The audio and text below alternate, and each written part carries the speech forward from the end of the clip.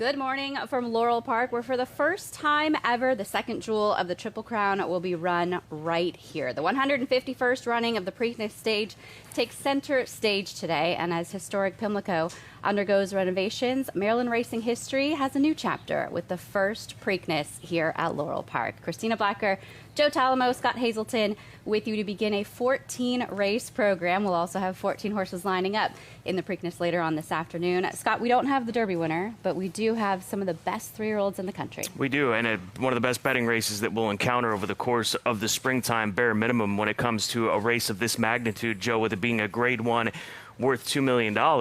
And the thing about races like this, whilst it may not represent what I would consider, and I think many would consider, the best of this sophomore three-year-old crop, who knows who can rise to the occasion and build off of a performance that we hope to see here today in this second jewel of the Triple Crown. Yeah, for sure. It's that, and we've been talking about that all week. It's just such a wide open race. I mean, everyone you talk to, I feel like you get a different answer for who they like in there.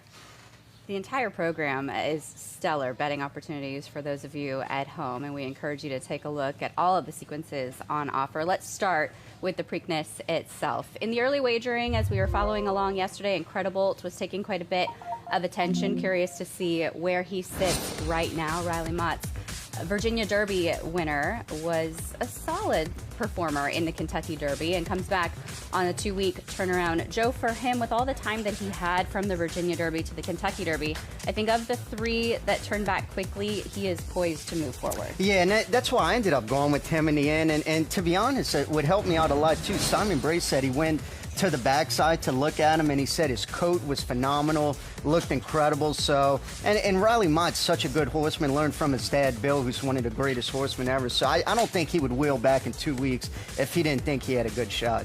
Here's a look at his effort in the Kentucky Derby. Scott, I was really impressed by the way he just kept to task. He was bumped around a little bit. He had some trouble, but only defeated 4 lengths in the end. Yeah, and that was the difference for me. I mean, given the fact that he took that contact and all the rest of it, and also the story that Riley Mott, I forget where the publication this story was put forth, but Riley literally, right up against it, decided to enter this horse. He called the racing office here at Laurel with about an hour until they drew the race. He called and said, hey, when are y'all drawing this race? We got an hour till entries closed. All right, go ahead and put him in. And he conversed with his father.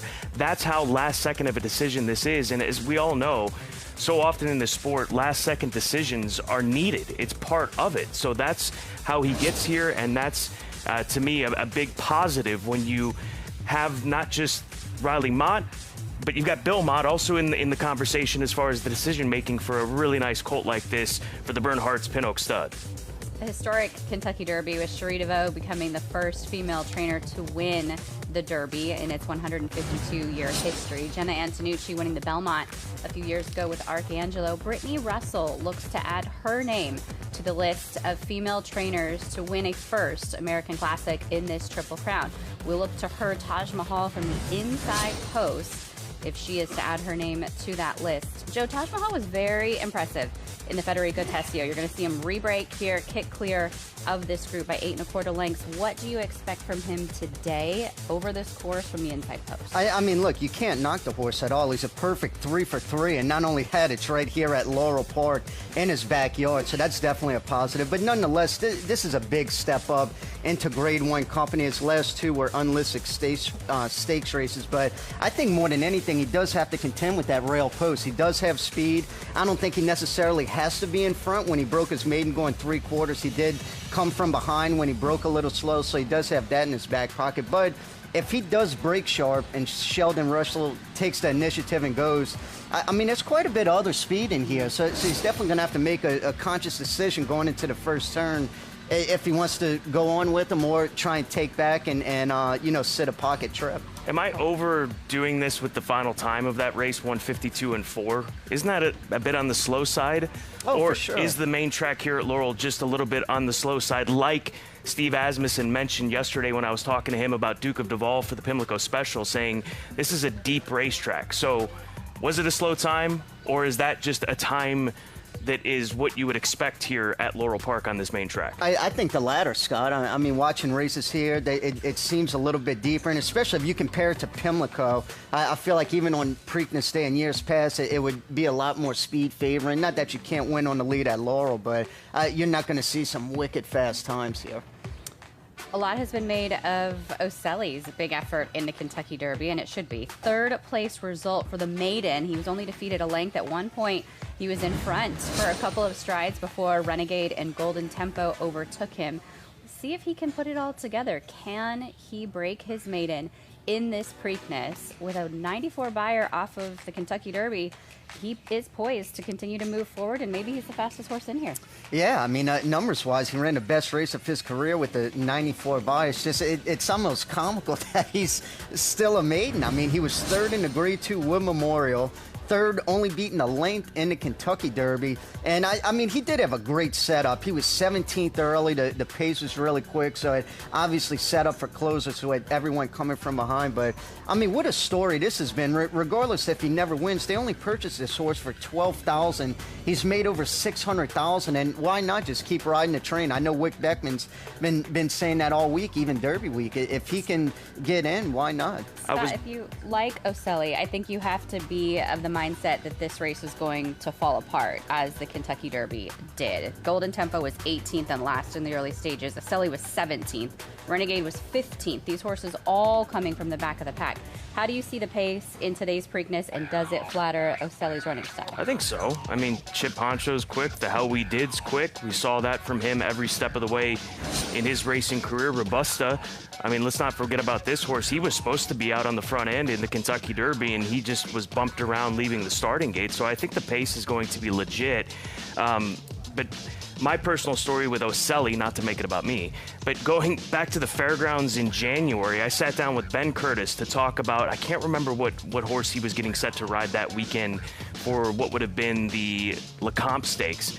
And I asked him off camera, said, hey, give me something to look forward to this weekend of the horses you're riding. He goes, this horse Ocelli is really good. He's still a maiden, but he is a really good horse.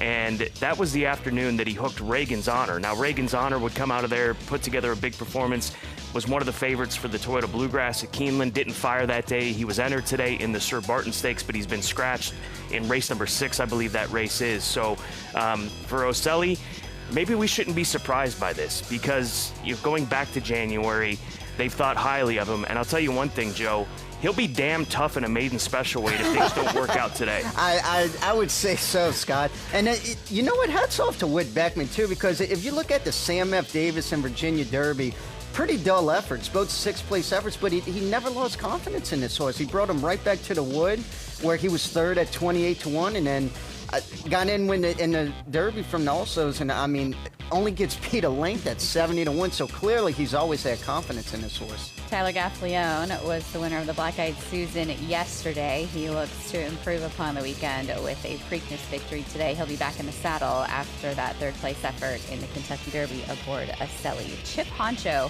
one of those that you have to be a little bit forgiving in his form. You have to draw a line through the Louisiana Derby.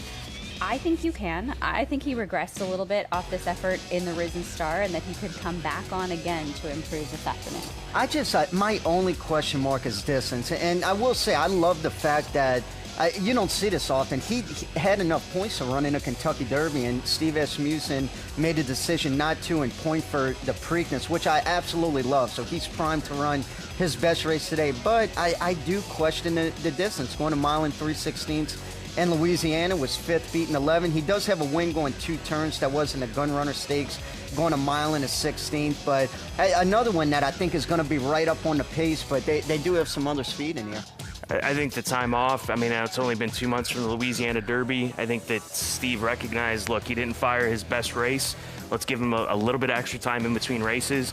And Steve Asmussen, maybe he's just has that much look ahead to a race like this, thinking, hey, it could come up a lot easier than what we're going to encounter in the Kentucky Derby. And this race has been really good to Steve through the years, obviously over at Pimlico, but 2 of the biggest wins in the early days of his now Hall of Fame career, and I shouldn't say early days, but when things got rolling. 2 horses, Curlin, Rachel Alexandra. So he knows what it takes to win a Preakness Stakes, and we'll see if Chip Honcho can get him there with Jose Ortiz in the saddle, as Jose rides him for the first time since he broke his maiden with him back in November of last year. Chip Honcho, a son of Connect, son of Curlin. So there are some commonalities there across the top line of that pedigree. To the outside, we have Great White, the 13. He is 7-1. He's continued to take money, and I think this horse has garnered a lot of attention. Unfortunately, negative attention for rearing just prior to the start of the Kentucky Derby. He went over backwards. He was a late scratch that day, didn't get his opportunity to compete. Joe, I still worry about him a little bit on the main track because all of his best races have come on synthetic. I totally agree, and I'm kind of shocked how much money he's taken. I mean, I know it is still early on, but 15-1 down to 7-1. And look, this is a good effort here. He's going to win by a neck, but he came right back into bluegrass and was fifth, beating 22 lengths in his only dirt start. So, I mean, are you willing to take a short price on a horse that, can he win? Absolutely. Anything can happen in horse racing, but it has never won on the dirt yet. John Ennis has a lot of confidence. I know that. I spent some time with him yesterday in the paddock. He said he has just looked so good in his training. And it was kind of surprising to me, and we know that things can happen, like what happened as he was getting ready to go in the starting gate. But having been literally 6 inches from him at Churchill Downs, it's well documented how big of a horse he is. Typically, I would say, and maybe this is the wrong mindset, Joe, I'll let you lean on it in this opinion and tell me if I'm right or wrong, but these bigger horses, they're not high-strung, right? They're just kind of, you know, I don't want to use the example that's coming to mind, but they're just really relaxed. So, you know, I don't think that we need to concern ourselves with him doing that again.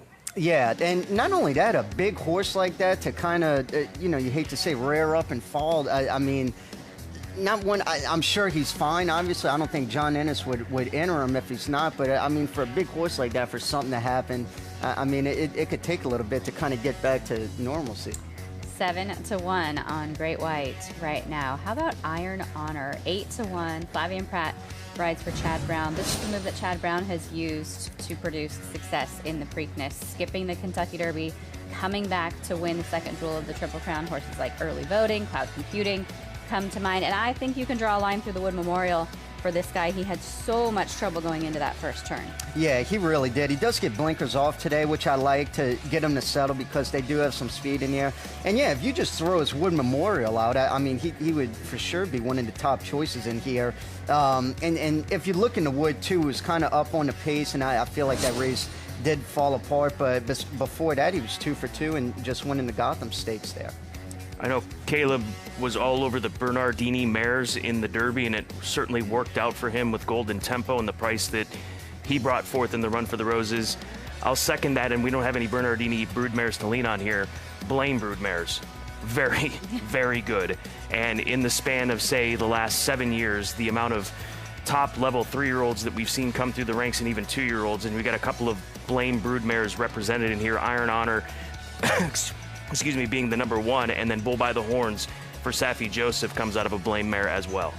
Speaking of Safi Joseph, he was successful yesterday in the Black Eyed Susan with My Miss Mo. She was your post-time favorite in that race. One of many two-day wagers that we are looking forward to finishing this afternoon is the Black Eyed Susan Preakness Double. Here's a look at those will pays coming in for the afternoon today, and I wonder if this tells us a little bit about where some of that money is going to go in terms of the win pool. Looks like, what, $15?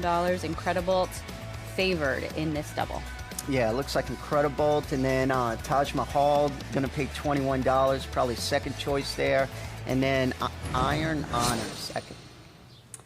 A lot of different directions you can go in this year's Preakness. So there's several horses that we didn't get a chance to get to here in that first preview. The Hell We Did is a horse, Scott, that's been taking a lot of attention this week for the way he's training. We know the family. He seems to be sitting on a big race as well. Yeah, I think he's a type of a horse. You're always looking for horses who can take that next step. I think that he should have gotten a lot out of his performance in the Stone Street Lexington over there at Keeneland, and that was, you know, that was the fulcrum for these connections to say, and Todd Fincher mentioned, he goes, we're going to find out what kind of horse we got. Do we have a really nice horse, or do we have a Preakness horse? And obviously they've got him here in the Preakness, and he's been here for a little bit. I mean, He worked on Derby Day here at Laurel Park. That's how long, Joe, he has been here in Maryland. And I like that he does have 2 listed workouts here, just because it is a different surface that we've heard from. It is a little bit deeper.